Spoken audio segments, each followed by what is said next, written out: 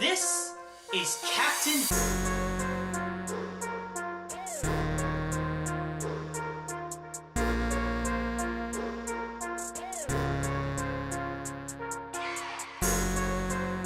All right, so I wanted to elaborate or expound on some of the points I was talking about last week in regards to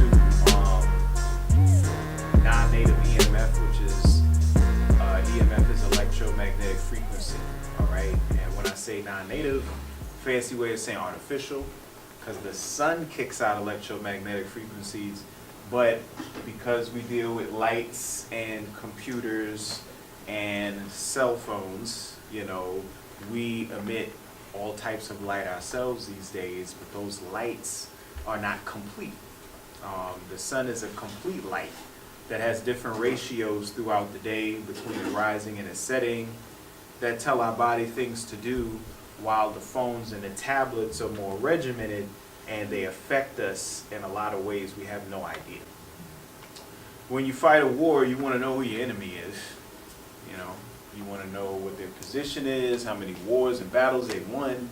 You want to know what weapons they use, how many soldiers they got, the terrain in which the battle is going to be fought, so that you can plan to be prepared and defend yourself.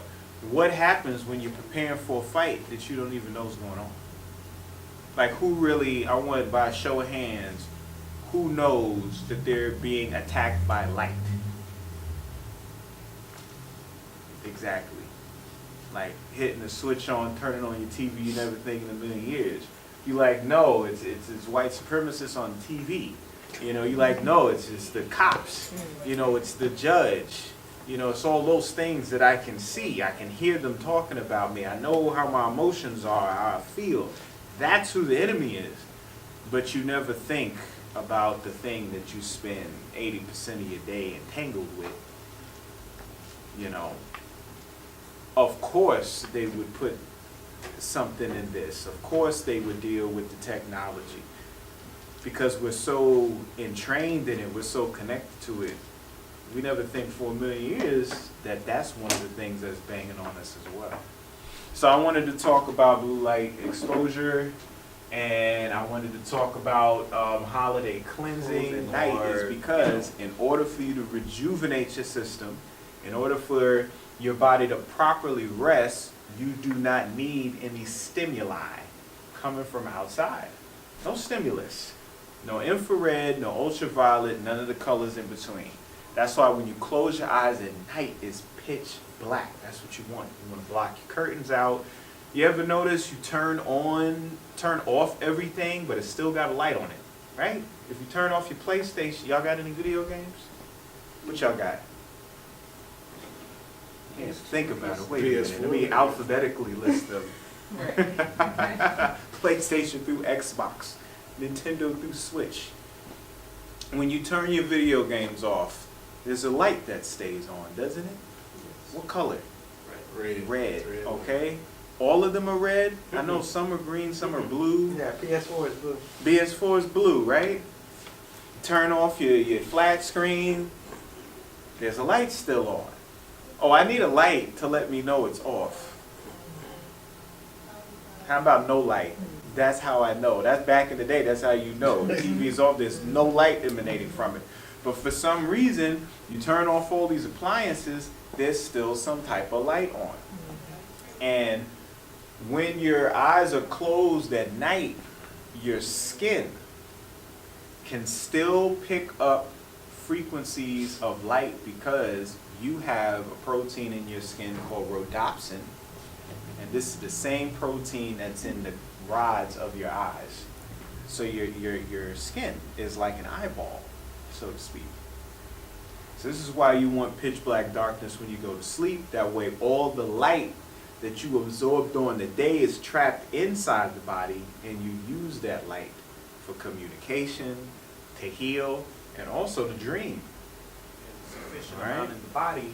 And so if your circadian rhythm is flowing properly, you'll make all the melatonin you need. And then what happens is, as the sun goes down, you start noticing the different shades of the sun setting. That starts to impact how you feel. you're going to want to go to sleep. You know, that's a natural feeling. If you're in the equator, you're in the Caribbean, you go down to Florida, anywhere tropical, Mexico, Cancun, and the sun starts going down, like, you're going to feel it. You're going to feel it. You're not going to want to party. You're going to want to go and start settling down. Now, if you with a group of people and they're like lit, then, you know, you'll get lit and y'all go out and y'all will do something. But wherever y'all going, there's lots of lights sparkling and shining and hitting you. Why? All those strobes and lasers and neons going off. Because naturally, you'd want to sleep. But that's the thing that's going to end up keeping you up. All right? All right, so as the light enters into the eye, these are your rods and cones. These are cones, these are rods. These sit in the back of the retina. Okay, this is the eye right here. We're going to go to the back of the eye. The back of the eye right there. All right, that's where the rods and cones are. So when you see this little picture right here, that's what you're looking at. You're seeing the sunlight flooding in. Okay. Hyperdimensional biochemistry, all right? Because that's what we're talking about here. All right, so as the light enters through the lens and it hits the back of the eye is covered with your photoreceptor cells, which are cones and rods. Cones are for color, rods are for black and white. This is the pigmented epithelial, which is saturated with melanin, all right? What we're going to find out is these cells right here in front of the photoreceptor cells, these are called ganglion cells. They contain an element called melanopsin, which is very sensitive to blue light. It is able to sense blue light throughout the whole day. Think about it. Blue light is saturated in the daytime. What do we see during the day that has the most blue? Sky. Right? As far as the eye can see, it's just blue. What's opposite the sky that's blue that we see during the day? If we have an opportunity to live by it, See, waters. the water. Okay? But if you go out at nighttime, the water ain't blue no more. Right, it's dark, and then the sky ain't blue no more. So it's this blue color that lets the body know it's daytime. Because where do you go at nighttime where you see predominantly anything blue? Nowhere, right?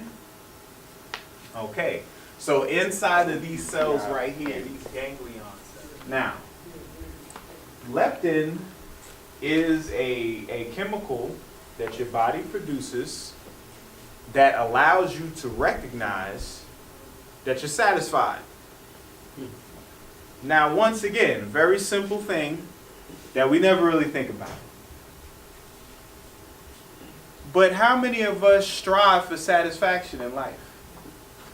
Isn't that the point? You keep working towards something because you're not yet satisfied, right? What does it feel like when you're satisfied? Does it not feel good? Like when I'm eating, I'd rather be satisfied than be full. Because when you're full, you're all tired, you start burping, you gotta open up your belt, you might pass out, you wake up all irritated, and you might be hungry all over again. But when you eat something real good though, and you're satisfied, it's like, man, I don't gotta eat nothing else for the rest of the night. You still light on your feet, you can do 100 different things. There's a difference between being full and being satisfied. Okay, satisfaction is the key. And that's the same thing with work. Like, you have a job, you get paid. You have money. Or you could be satisfied in life where you got everything you need. You know? Huge difference. So leptin is a chemical that tells your body it's satisfied. And what happens is, most often than not, when people have eating problems, cravings, parasites, worms, things like that, or they're eating this standard American diet, this arcuate nucleus where this leptin receptor sits at gets damaged, and we don't have a means to experience satiation or the feeling of being satisfied. So you go to McDonald's and you have your Big Mac,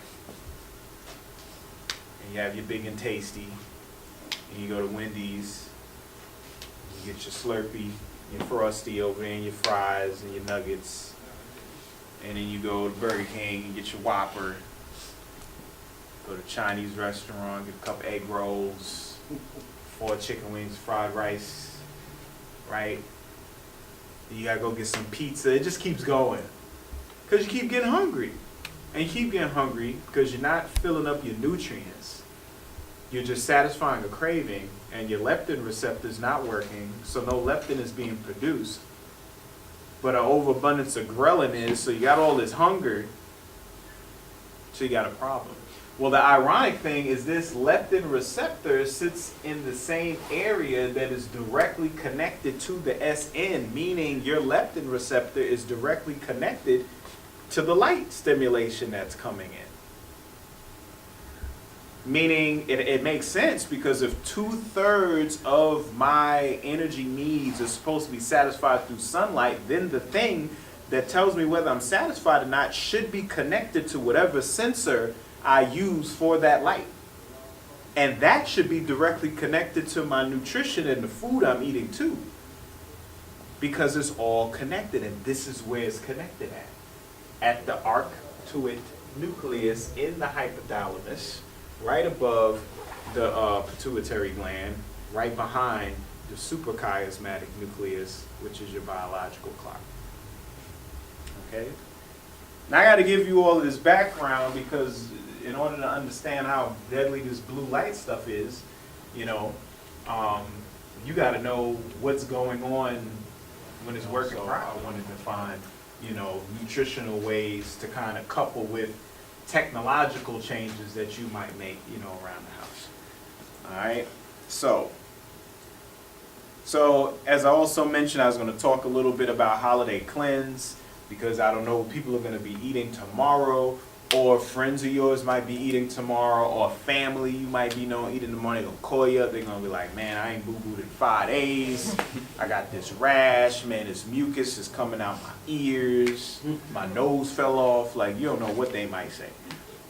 So for you, or for people that might end up calling you, you know, people can be eating all types of stuff. This is almost like a parasite micro ritual. This is like the time of year that all worms and parasites, they like wait on. They like, man, I'm about to get me a new house, give me some land, give me some property. For real, we about to have about 80,000 babies. They about to come up during the holidays. This is the time. So for those people who are about to indulge in the receiving of these body snatchers, water is the main thing, because dehydration yields death. The less water you drink, the less metabolism is going to occur. It is the medium for everything in your body, and I can spend this whole series of classes over the next 2 months just talking about water every day. Like, y'all have no idea. It's really the answer to our problems on Earth. And this is why we don't get too much assistance, because we're real ignorant. We're kind of stupid. Because imagine if you went outside in your backyard and every time you cut your grass, like $1,000 bills shot out your lawnmower. And every time it rained, like gold would come out of the sky. You know, this is what water is. Water, you can yield energy out of water for batteries to run things. It's just an amazing molecule, and we hardly know its properties. But, you know, I feel that in the coming years, with all this other technology going on, the secrets of water are going to get revealed, and we're going to find out that we are in heaven, because to have so much water just laying around like we do, and then the water cycle, the same water now. Every time we rain, we feel in the same rain Malcolm X felt, Marcus Garvey felt, King Tut felt, You know, it's the same water in going through the arteries of a giraffe's neck. The same stuff that sweated off Bruce Lee. Like, it's the same water.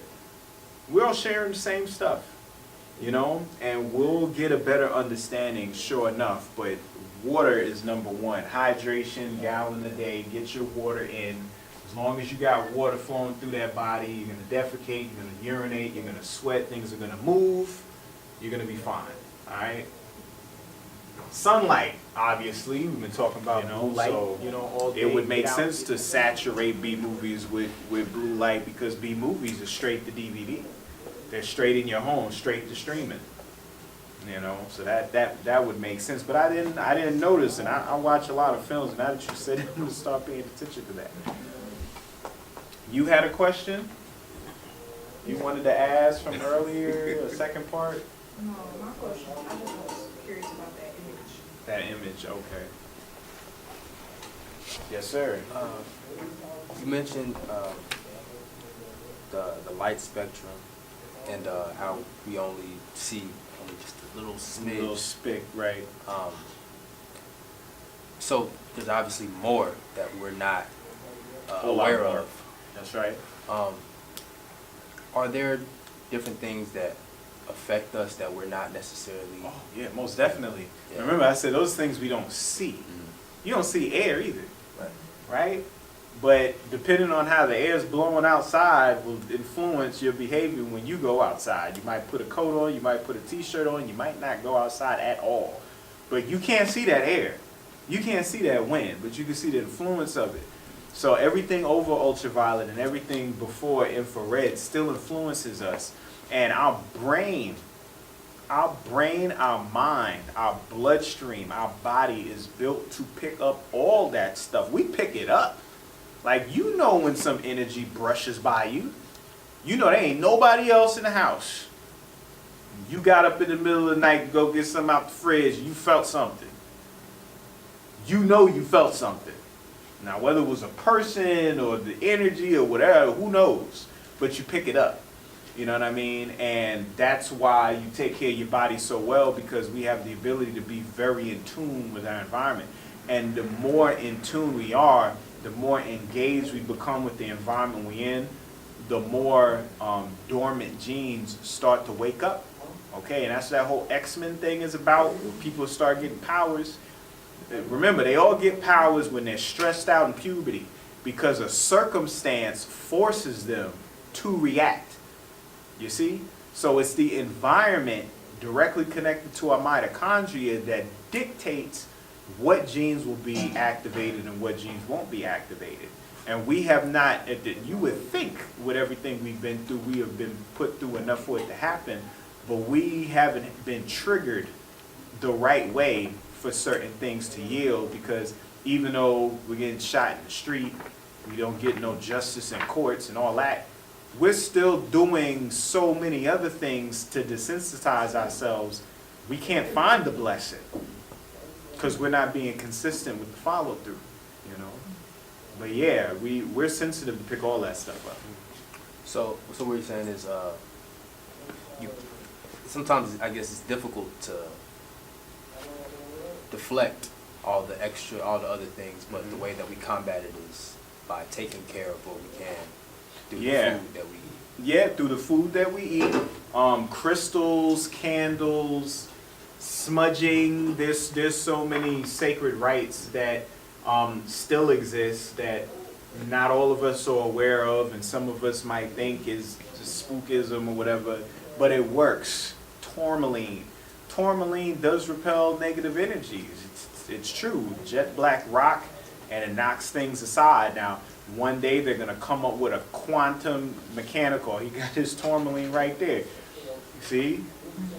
They'll come up with some definition, exactly what happens between the alignment of those crystals in response to energy. Like, they'll explain what it is. Right now, it's just something that works, that we know of.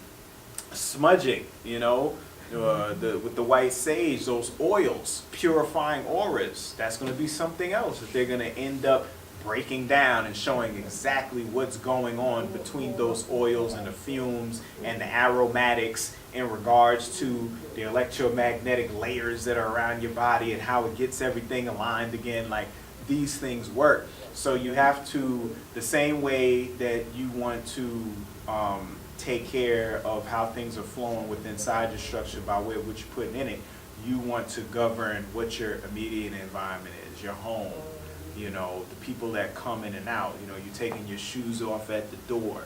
When you first moved in your house, did you cleanse it? Like, did you give thanks? You know, do you light candles from time to time to purify an area? You know, the candles are there to center thoughts, you know, and kind of erase all the excess noise, you know. You know, you can get crystals and other things that sit in front of televisions that disrupt the signal. You know, I got a friend of mine that got a thing for the cell phones that he made that disrupts that blue light, you know, and all that. So there's so many things. Yep, organ generators. You know, you put those organs in front of your television, it messes all that type of stuff. There you go. He got his organ in his other pocket. See, he ready. Batman got his utility belt. You know. So you just have to.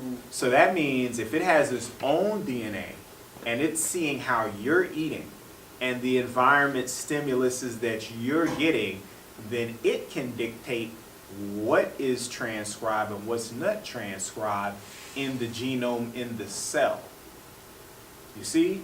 It's almost like our mitochondria are mad science, mad geneticists, and have the nuclear DNA that's in our cells as tools and materials for them to do their science with.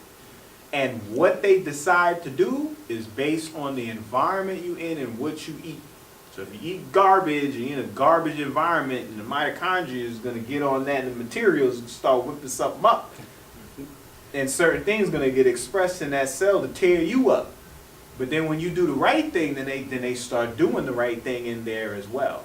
So it's epigenetics. And anytime you decide to change your circumstance, you'll feel the change in you. And then when you create progeny, you'll see the change in the child. All right, did I make it in? Yeah. Okay. That's it. Okay. All right, so I appreciate everybody for coming out for week 2.